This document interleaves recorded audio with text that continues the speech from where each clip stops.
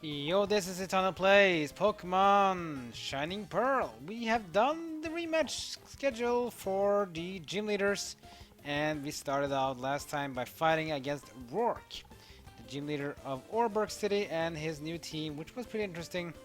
His team was all about using Sandstream, the ability to cause Sandstorm, and then he used Stealth Rock, and then just roar back and forth to cause people to be switched in, taking damage, and yeah. That was really nice, but we managed to outlast him and outpower him for his big weakness to grass and water types, for example, and fighting as well. And we beat him, and now we're gonna move on to the next gym leader. And as I mentioned, we were going to do gym leaders from order of trainer card instead of going from row to row like we did here. Here we went from row 1 to row 2. Now we're gonna go from column 1 to column 4. So we now beat Rourke. Next up is Fantina, then Gardenia, then Byron, then Mylene, then Candice, then Wake, then finally Volkner. So next gym leader to fight is indeed Fantina. So let's go fly and let's head over to Hearthome City, where Fantina, the gym leader, is residing.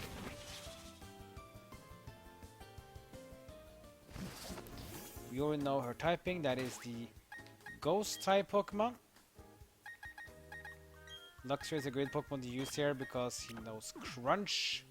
Crunch is one of the most powerful Dark type moves to use against a Ghost type Pokemon. Ghost Pokemon is usually also kinda weak to physical moves. Not all of them though, but most are. 3 plus 5 plus 7. That one is easy. It's 15.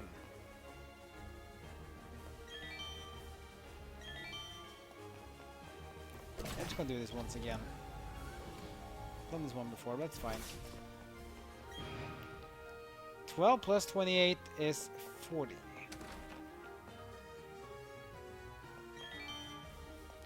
That's correct, obviously. Next one, what is it? 3 times 13 is 39.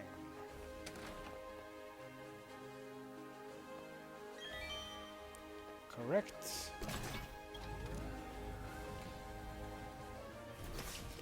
Next question. What's first room's answer? That was 15. It was 8 plus something, plus something. Here's Fantina with her grin. She's the Ghost type gym leader. We're gonna start with Luxray. I think that's best. And then, yeah, we can use Starmie as well. It's pretty good here. We'll see. Anyway, let's go. Fantina, the gym leader of Hearthome City. Oh ho ho ho! We meet again! You beat the champion and I joined the Hall of Fame. That's what I heard.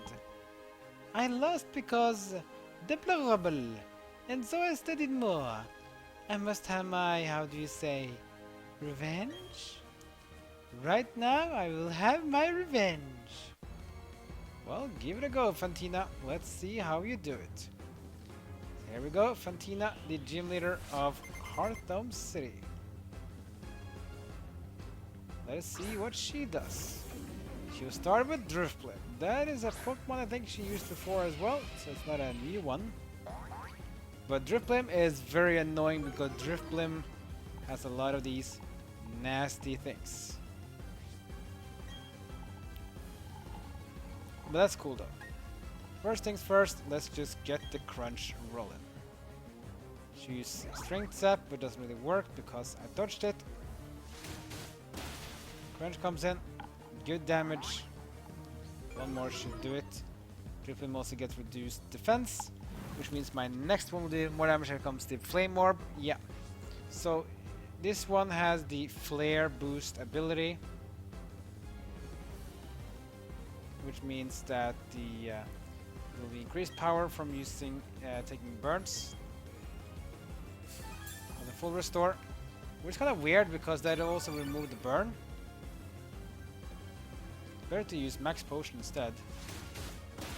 Not gonna complain though, because that extra defense reduction Gonna cause more damage on Drifblim, and Drifblim's gonna go down. The whole full restore Fantina didn't work, and it's a good start for us against this gym leader. Thrum is 77. Next up is Dusknoir. Dusknoir, seeking the new one. This is a evolved form of Dusknoir. This is a pure ghost type Pokemon.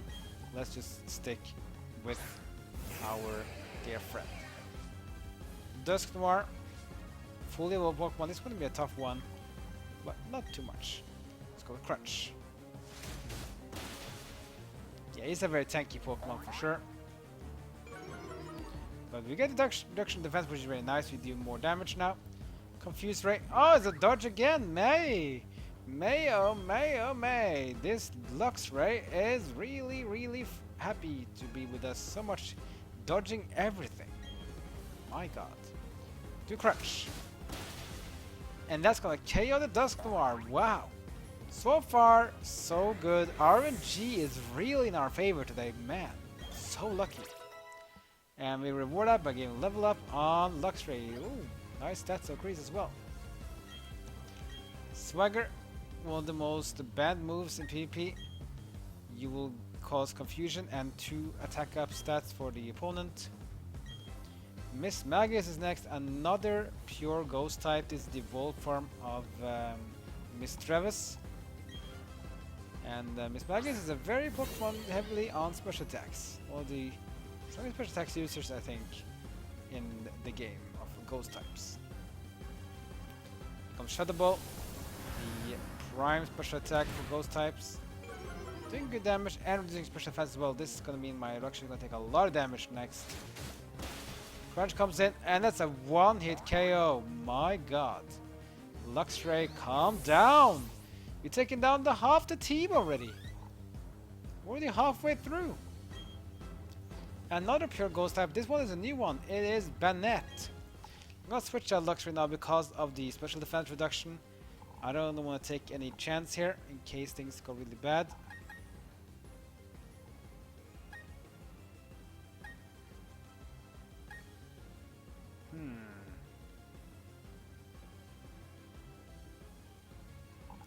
Let's actually go for ILCA. Just go for a neutral here. I just want to get the special defense reduction from Luxray out. Because I'm afraid if Banette hits me with a good special attack, that might KO the Luxray. So let's see. For this one, I don't think Roar Time is enough to KO it. So let's do. You cannot use Aura Sphere because it's immune to fighting, being going a Ghost type. Let's do Flash Cannon because it's a stab bonus. Good damage. Comes Payback. A Dark move which does some damage, but not too much. When Flash Cannon comes out, this should be enough to KO the Banette because of the damage we did last time. It is. That goes down, and we only have 2 more Pokemon to face. It's gonna be a quick one. So it seems Rourke is harder than Fantina. Plays against level 80. Oh boy, Froslass. That's a dual type Ghost and Ice. And seemingly our move with Flash Cannon is gonna do even more damage now. Let's just stick with the ILCA. Do not think about using Aura Sphere though, because yes, Froslass is weak to fighting, or would have been, but because of the Ghost immunity, it will deal no damage. Power Gem also do good damage here, but the ILCA is a Steel type, so it gets a lot bonus attack power or damage power from Flash Cannon. Let's go with that. Comes with a Wisp, causing a burn, and also causing us to do less physical damage. The Flash Cannon is a special attack, so that's fine. And oh, it would have been a KO, but it has the Focus Sash. It's going to survive with 1 HP. Curse Body comes in as well. Flash Cannon has now been disabled. We can't use it anymore, which is fine. Let's use Power Gem. Full restore on to Froslass. Back to full. Fine with me. I use Power Gem. And that's gonna KO the Froslass. Critical hit. My god. This is looking promising. And there's only 1 more Pokemon left from Fantina. As the ILCA is level 73. Another burn ticks in. Dialga. Last one is Gengar, that is her prime Pokemon. I am not too concerned about that, but I'm going to start off actually with Roserade. You might think that's weird because Roserade is a grass poison dual type. And Gengar is ghost poison dual type, but that's fine. Oh, could this really be my last? It is indeed. Gengar. Not too much worried about Gengar though. It can't really do much damage, so we're gonna use Stun Spore. That's why I want to start with Sludge Bomb. We'll do good damage because, yes, Roserade is a poison type too, but Grass is weak to poison. Poison itself resistant to itself. I'm using the paralyzing effect to get Gengar paralyzed, so it will become harder for it to do much. Then doesn't really matter what we do next, we can just do Gid Rain just to do some damage. It's a good damage because special attack from Roserade is so high. Critical hit as well. I need a bit from this one, but I think we're gonna get killed anyways. Curse Body, take away the Giga Drain, and comes Sludge Bomb. It's gonna be a miss. Fight! You can do it! Oh, we can indeed. We can't use Giga Drain anymore because it's disabled, so you have to use something else. Use our own Sludge Bomb, even though that thing does even worse, because I think Poison is resistant to. Yeah, it's low damage. I think Poison types, I mean, Gengar is 4 times resistant to Poison. Because Ghost is also resistant to Poison, so that's why. Dusting Gleam, not really effective either because... Oh, but it's not gonna be KO, wow! Critical hit, Roserade, man! You bested a Gengar, I didn't expect that. I was lucky though, my god, Luxray just owned this battle and now I've been so lucky with crits and everything like that. No, 1 KO on this one. Pretty good. Bravo! Zud, I am dumbfounded. I grew strong, but you grow much, much stronger. Really, you are magnifique. I give you the gift of my sticker. Signature sticker B. Yeah, I was a bit surprised actually. Next time I shall win. Until then, au revoir. Indeed. I was a bit surprised I actually won this one, simply. We were a bit lucky though, I have to admit. I can't really say anything else like that. I mean, Luxray was so lucky. He dodged like 2 attacks that could be dangerous. He got critical hits as well. And then even Banette managed to take out the Gengar. That's kind of weird because normally Gengar should always win against Roserade because of the type advantage. Plus the fact that Roserade can't really dodge poison moves because yes, he's not resistant to poison because of its grass as well. But hey, RNG. Sometimes you are RNG'd and sometimes you're the one who has the RNG, I guess. So continuing the order, next time we're gonna go to Eterna City and face off against the Grass Gym Leader of Gardenia. Which is gonna be rather interesting for sure, especially Blaziken, who wasn't even used so much this time around, is gonna be a key MVP against Gardenia's Pokemon, but that's not the only one that can deal with massive damage though, so we have to be ready what's gonna come. And we saw what Rourke did. Rourke was much tougher than Fantina for sure, so doesn't mean that the early gym leaders are pushovers again.